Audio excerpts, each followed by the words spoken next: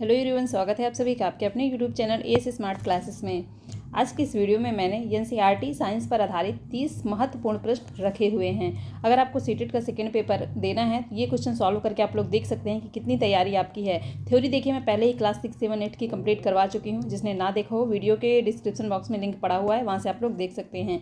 आज का ये मॉक टेस्ट 6वां मॉक टेस्ट है। इसके पहले हम 5वां मॉक टेस्ट भी कर चुके हैं। क्वेश्चन देखिए, जरूर सॉल्व करिए, इससे आपको समझ में आता है कैसे क्वेश्चन एग्जाम में पूछे जाते हैं, साथ ही में कितनी तैयारी आपकी हो चुकी है। चैनल पर पहली बार आए हो तो वीडियो को लाइक करके चैनल को सब्सक्राइब कर लीजिए, साथ ही बेल आइकन को भी प्रेस कर लीजिए ताकि ऐसी वीडियो आपको आगे भी मिलते रहें। फर्स्ट क्वेश्चन है, देखिए, श्वेत रक्त कोशिकाएं WBC अथवा कणिकाएं निम्नलिखित में से क्या कार्य करती हैं। तो देखिए, जो रक्त कोशिकाएं होती हैं कितनी होती हैं, दो प्रकार की होती हैं। एक तो RBC होती हैं, लाल रक्त कोशिकाएं, और एक आपका WBC हो जाती हैं, श्वेत रक्त कोशिकाएं। तो यहाँ पर WBC का कार्य पूछा गया है। ऑक्सीजन का वहन करना, कार्बन डाइऑक्साइड का वहन करना, रोगाणुओं का विनाश करना या रक्त का थक्का बनाना। तो देखिए, WBC का जो कार्य होता है रोगाणुओं का विनाश करना, ये हमारे शरीर की रोगों से रक्षा करती हैं। तो यहाँ पर आपका राइट आंसर चला जाएगा ऑप्शन नंबर सी के साथ। बाकी देखिए, सारी चीज़ें मैंने आपको डिटेल से थ्योरी में पढ़ा दी थी। थ्योरी देखने बाद ही अगर प्रैक्टिस करेंगे आप तो ज़्यादा आपको समझ में आएगा। नेक्स्ट क्वेश्चन है, उच्च श्वसन के समय पसलियां। अब देखिए, श्वसन अंतः श्वसन होता है, उच्च श्वसन होता है। उच्च श्वसन मतलब बाहर सांस निकालना, अंतः श्वसन मतलब अंदर सांस लेना। तो उच्च समय के श्वसन पसलियां बाहर की ओर गति करती हैं, नीचे की ओर गति करती हैं, ऊपर की ओर गति करती हैं या बिल्कुल गति नहीं करती हैं। तो देखिए, जब हम सांस बाहर निकालते हैं तो जो हमारी जो पसलियां होती हैं वो नीचे की ओर गति करती हैं। राइट आंसर जाएगा ऑप्शन नंबर बी के साथ। नेक्स्ट क्वेश्चन है, ध्वनि की प्रबलता निर्भर करती है इसके आयाम पर, इसकी आवृत्ति पर, इसके आवर्तकाल पर या इसकी चाल पर। पिछले मॉक टेस्ट में भी देखिए इससे संबंधित एक क्वेश्चन था, सेम ही नहीं था पर था ऐसा क्वेश्चन। तो ध्वनि की जो प्रबलता होती है इसके आयाम पर निर्भर करती है। आयाम बढ़ेगा तो प्रबलता बढ़ेगी, आयाम घटेगा तो प्रबलता घटेगी। तो right answer option number A के साथ यहाँ पर चला जाएगा। नेक्स्ट है, पराश्रव्य कंपनों की आवृत्ति होती है। अब देखिए, ध्वनियाँ 3 प्रकार की होती हैं, मैं पहले भी आपको बता चुकी हूँ। श्रव्य, अवश्रव्य और पराश्रव्य। बहुत ही इंपॉर्टेंट है, देखिए बहुत ही ईजी भी है। इसका बस आप क्रम याद रखिएगा। तो श्रव्य वो होती हैं जो 20 हर्ट्ज से 20,000 हर्ट्ज के बीच होती हैं, जिनको हम लोग सुन पाते हैं। बाकी देखिए, अवश्रव्य और पराश्रव्य जो होती हैं इनको हम लोग सुन नहीं सकते। अवश्रव्य मतलब 20,000 हर्ट्ज से जो नीचे होती हैं। पराश्रव्य की बात करें तो 20,000 हर्ट्ज से जो ऊपर की ध्वनियाँ होती हैं उसको पराश्रव्य ध्वनियाँ कहते हैं। इसको एक लंबे किरण के माध्यम से बहुत दूर तक भेजा जा सकता है, लेकिन देखिए इसको भी हम लोग सुन नहीं पाते हैं। तो राइट आंसर यहाँ पर आपका ऑप्शन नंबर सी के साथ चला जाएगा। नेक्स्ट है, नेत्र का वह भाग जो इसमें प्रवेश करने वाले प्रकाश को नियंत्रित करता है उसे कहते हैं। ये देखिए, क्वेश्चन बहुत ही अच्छा है। इसका आंसर क्या होगा? परितारिका, आइरिस, कार्निया, लेंस या रेटिना। तो देखिए, यहाँ पर पूछ रहा है वह भाग जो इसमें प्रवेश करने वाले प्रकाश को नियंत्रित करता है। अब देखिए, जब आप लोग कभी नॉर्मल कमरे में होते हैं जहाँ पर धूप नहीं आ रही होती, उसके बाद आप धूप में जाइए या अंधेरे से कभी धूप में जाइए तो कितनी तेज की धूप लगेगी। तो उस प्रकाश को हमारी आँख नियंत्रित करती है, बंद हो जाती हैं। कितना प्रकाश आँख के अंदर जाना है, कौन नियंत्रित करता है?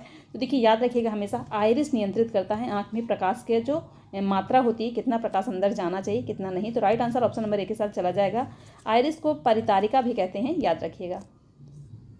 नेक्स्ट है, ध्वनि की प्रबलता का मात्रक है डेसिबल, हर्ट्ज, मीटर या मीटर सेकेंड। तो देखिए, ध्वनि की प्रबलता बहुत ही इजी क्वेश्चन है और अच्छा क्वेश्चन है। ध्वनि की प्रबलता का मात्रक आपका डेसिबल होता है। Right answer option number A हो जाएगा। नेक्स्ट है, अदरक प्रवर्धन में आमतौर पर किसे उपयोग किया जाता है? बीज, तना, जड़, पत्ती। तो देखिए, अदरक प्रवर्धन मतलब अदरक का जब किसी चीज़ को आप बोते हैं, उसका पेड़ बनाना होता है, उसका प्रवर्धन किया जाता है। तो यहाँ पर अदरक के लिए पूछ रहा है। तो अदरक प्रवर्धन में आमतौर पर किसका उपयोग किया जाता है? तो देखिए, तना का उपयोग किया जाता है। अदरक में कोई बीज ऊज नहीं होता, ना ही उसका बीज बोया जाता है, उसके तने से ही अदरक तैयार की जाती है। तो right answer option number B के साथ चला जाएगा। नेक्स्ट है, एड्स किसी संक्रमित व्यक्ति से दूसरे व्यक्ति में किसके जरिए फैल सकता है? ये वायरस द्वारा फैलता है। एड्स का फुल फॉर्म होता है इम्यूनो डिफिशियंसी सिंड्रोम। कैसे फैलता है यहाँ पर पूछ रहा है? भोजन करने से, रुधिराधान से, साझे कंघे के प्रयोग से, मच्छर के काटने से। तो देखिए, साथ में भोजन करने से भी एड्स नहीं फैलता, साझे कंघे के प्रयोग से भी नहीं फैलता और मच्छर काटने से तो आपके डेंगू मलेरिया फैलते हैं। रुधिराधान, right answer option number B हो जाएगा। जब एड्स, अगर किसी व्यक्ति को एड्स और उसका रक्त किसी दूसरे व्यक्ति को चढ़ा दिया जाए तो उसको भी देखिए एड्स हो जाता है। तो right answer option number B के साथ चला जाएगा। चिकित्सक हृदय स्पंद को मापने के लिए निम्नलिखित में से किस यंत्र का उपयोग करते हैं?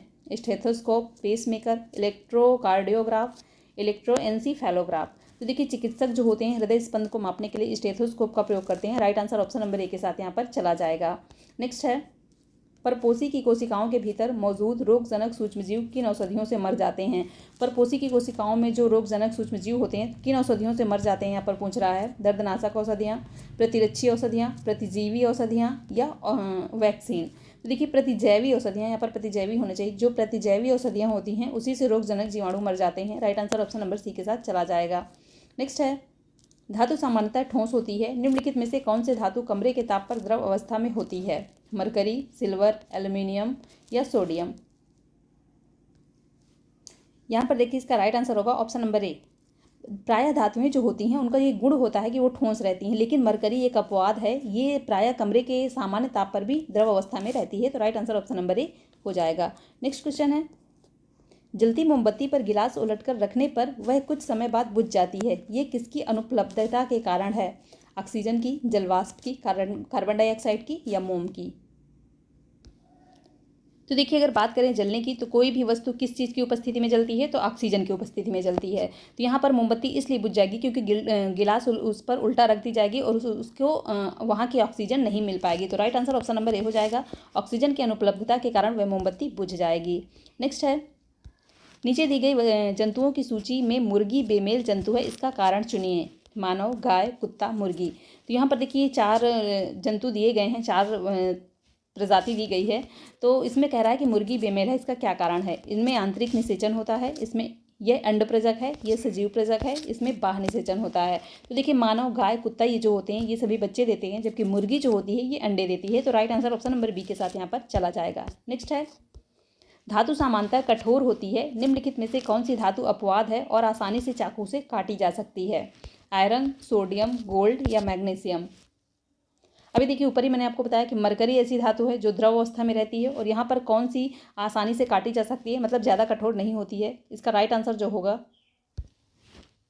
ऑप्शन नंबर बी इसका राइट आंसर हो जाएगा। सोडियम जो होता है देखिए कठोर तो होता है, लेकिन इतना ज़्यादा कठोर नहीं होता कि ये आसानी से काटा जा सकता है, मतलब ये मुलायम होता है। Right answer option number B के साथ चला जाएगा।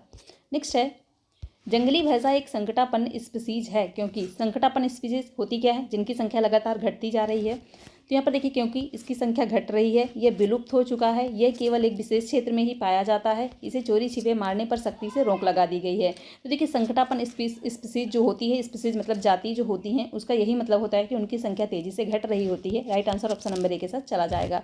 सभी क्वेश्चन देखिए आपकी एनसीईआरटी से ही लिए गए हैं। नेक्स्ट है, हमारे देश में खेती करने के लिए वनों के बड़े बड़े भूभाग साफ कर दिए जाते हैं, इस प्रक्रिया से पर्यावरण पर क्या प्रभाव पड़ता है। मृदा अपरदन होता है, मृदा संरक्षण तो देखिए कोई बात ही नहीं है, मृदा प्रदूषण, मृदा उर्वरता, मृदा उर्वर भी नहीं होगी। बड़े बड़े भूभागों को साफ कर दिया जाएगा, वनों को काट दिया जाएगा। मृदा प्रदूषण की बात करें तो देखिए अनेक तरह की उर्वरक मिलाने से मिट्टी का प्रदूषण होता है। भूभाग को साफ करने से यहाँ पर होगा आपका मृदा अपरदन। ऑप्शन नंबर ए के साथ चला जाएगा। नेक्स्ट है, मुकुलन द्वारा जनन होता है। थ्योरी में मैंने आपको बहुत ही अच्छे से समझाया था कि मुकुलन द्वारा किस में होता है और खंडन द्वारा किस में होता है। हाइड्रा में, अमीबा में, पैरामीशियम में या जीवाणु में। राइट आंसर होगा इसका आपका ऑप्शन नंबर ए। हाइड्रा में जो जनन होता है मुकुलन द्वारा होता है। थ्योरी में मैंने आपको समझाया था कि जैसे एक मान लीजिए हाइड्रा है, धीरे धीरे इससे एक मुकुल बनता है और धीरे धीरे उसी का विकास होकर वो एकदम अलग मुकुल बन जाता है, और इसी तरह हाइड्रा में जनन होता है। अमीबा की बात करें तो अमीबा में मैंने आपको बताया था कि खंडन द्वारा इसमें जनन होता है। दोनों ही बहुत इंपॉर्टेंट है, याद रखिएगा। नेक्स्ट क्वेश्चन है, टैडपोल के कायांतरण के लिए कौन सा तत्व पानी में उपलब्ध होना चाहिए। तो देखिए मेढक जो होते हैं अंडे देते हैं, धीरे धीरे उसी से लार्वा बनते हैं, लार्वा के बाद जब थोड़े जैसे बड़े होते हैं टैडपोल का ही जब विकास हो जाता है तो मेढक बनता है। पूरी क्रिया मैंने आपको थ्योरी में समझाई थी। तो टैडपोल के कायांतरण के लिए मतलब कौन सा तत्व पानी में उपलब्ध होना चाहिए। क्लोरीन, कार्बन, गंधक, आयोडीन। आयोडीन की उपस्थिति में ही टैडपोल का विकास होता है। तो right answer option number D के साथ यहाँ पर चला जाएगा।